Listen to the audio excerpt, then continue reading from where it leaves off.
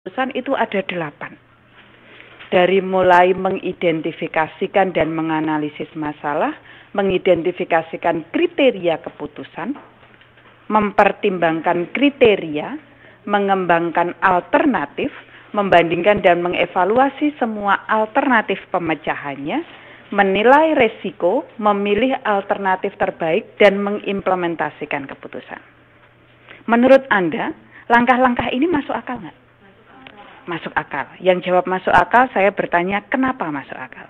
Sebelum saya pengen tanya satu hal, Bu. Penjabaran kriteria itu kayak gimana sih? Kriteria itu apa? Baca di buku.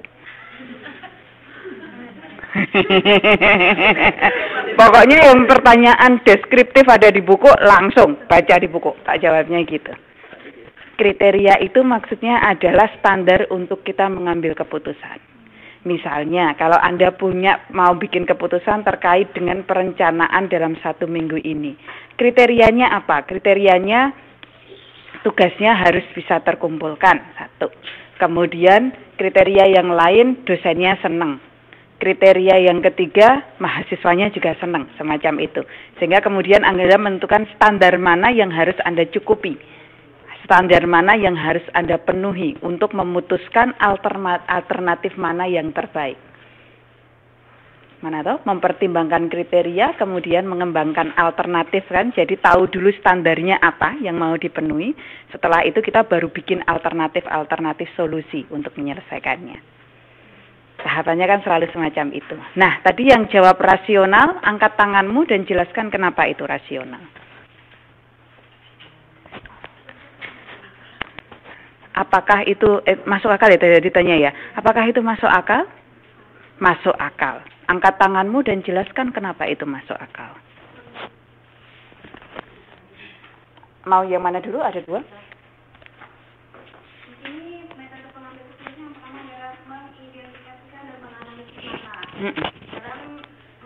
Dalam hal ini kita harus mengetahui terlebih dahulu masalah kita itu apa dan bagaimana kita bisa dalam penyelesaian masalah itu sendiri, gimana caranya gitu, biar kita bisa menghadapi masalah sesuai dengan yang diharapkan. Terus? Sudah cukup? Sudah cukup? Oke. Kalau sudah bicara, sebutkan namamu. Saya catat partisipasinya. Juweria. Oke. Embun kerinduan. Monggo Mbak, silakan. Nama saya Friska. Friska? Ya, di sini diterapkan bahwa manajemen sebagai ilmu. Artinya di sini dia memiliki pola yang sistematis dalam pembuatan keputusan. Dan menurut Anda ini adalah pola sistematis itu, makanya kemudian Anda menganggap ini masuk akal. Baik, oke. Kalau kemudian menganggap itu masuk akal, berarti kondisi yang tadi disampaikan, tiba-tiba ujuk-ujuk mak benunduk, tiba-tiba terjadi apa, itu menjadi tidak mungkin akan terjadi di sini. Paham nggak pertanyaan saya? Ada kondisi-kondisi tertentu ketika kemudian membuat kita tidak bisa secara optimal mengembangkan kriteria apa sih sebenarnya yang akan kita gunakan, alternatif apa sih yang bisa kita gunakan, ataupun kemudian kita tidak bisa menilai resikonya. Kalau kita mengikuti sequence yang ada di sini, betul, saya sepakat bahwa sequence-nya, alurnya masuk akal. Tapi apakah kemudian kita bisa menemukan kondisi kehidupan yang di mana kita bisa sepenuhnya menjalankannya? Bingung nggak? Bingung nggak? Disitulah dibutuhkan fleksibilitas. Disitulah dibutuhkan fleksibilitas. Jadi kita bisa memilih, kita bisa melihat situasi dan memilih jalan keluar yang terbaik. Oke. Ada pendapat yang lain? Setuju. Oke. Disitulah dibutuhkan fleksibilitas. Saya kaitkan dengan teori, ini adalah penjelasan yang ada di buku kita berdasarkan kepada penjelasan yang klasikal. Yang klasiknya itu semacam itu. Tapi kemudian kita menemukan bahwa di dalam kehidupan itu kadang-kadang ya, ketika kita mau mengidentifikasi dan menganalisis masalah. Perkara yang nomor 1 aja.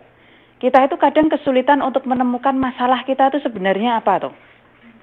Misalnya, Anda tiba-tiba mau membuat keputusan terkait dengan hari Minggu ini jalan-jalan kemana. Gitu ya, misalnya kita mau bikin keputusan itu. Anda kemudian terjebak kepada masalah yang dihadapi apa sih? Saya pengen jalan-jalannya, apa saya pengen ngomong ke majikan kalau saya minta hari kerja libur? Apa saya cuma pengen nengok stasiun Taipei, apakah rame apa tidak? Apa saya cuma mau ngecek toko buku itu diskon apa tidak? Atau saya sebenarnya saya nggak peduli mau jalan-jalan atau apa, yang penting saya cuma mau istirahat, ya kan?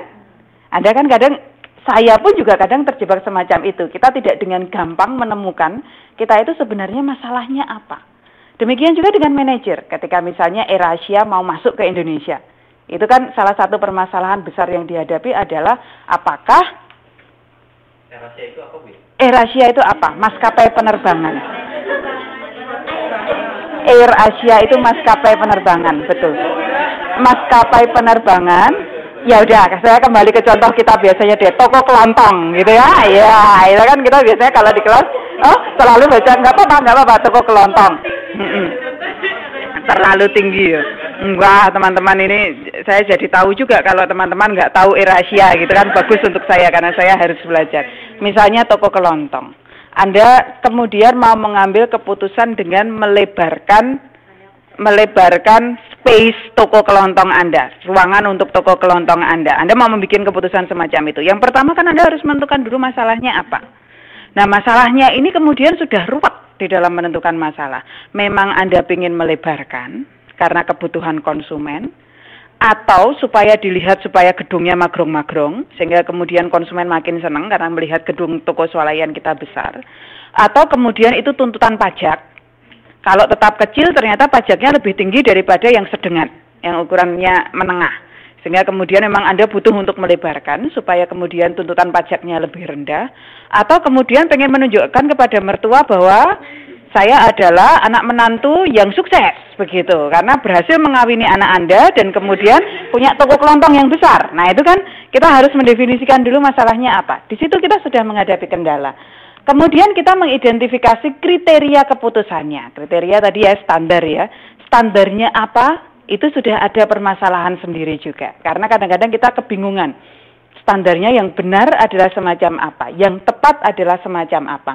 Atau ketika kemudian kita mau mengembangkan alternatif. Alternatif di sini itu sebenarnya tujuannya adalah solusinya ada apa saja. Misalnya kalau kita mau mengembangkan toko kelontong kita itu solusinya adalah dikembangkan dibangun sendiri. Atau dikembangkan dibangun dengan mendatangkan kontraktor, atau dikembangkan dengan mencari rekanan untuk mengembangkan toko kelontong kita. Itu sebenarnya alternatif yang bisa kita pilih, mana yang kemudian akan kita ambil. Ada asumsi yang bergerak di situ seakan-akan saya itu tahu semua alternatif yang ada. Saya sebagai seorang manajer mengetahui secara persis semua alternatif yang ada. Padahal kan dalam kondisi realnya sebenarnya kita memiliki sangat keterbatasan untuk mengetahui semua alternatif yang ada. Bingung nggak sampai di sini? Bingung. Nah, agak bingung. Oke. Mau ke toilet? Ya.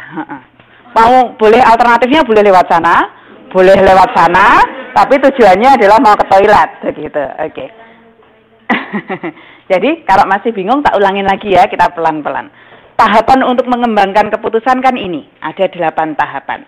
1, kita mengidentifikasi masalah. Kemudian kita kembangkan kriteria. Kriteria itu standar yang akan kita penuhi semacam apa.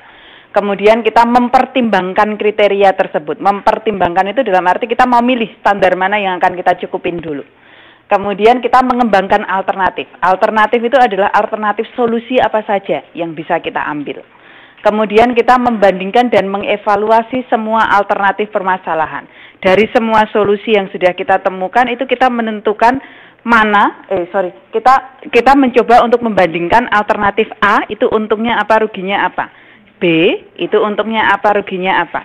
C untungnya apa, ruginya apa. Kemudian kita menilai resikonya. Kalau A untungnya apa, ruginya apa, tapi saya punya resiko apa. B semacam apa. C semacam apa, itu menentukan resiko. Kemudian memilih alternatif terbaik. Saya mau ngambil yang mana nih? Pada akhirnya kan saya sekarang sudah punya hitungan di atas kertas.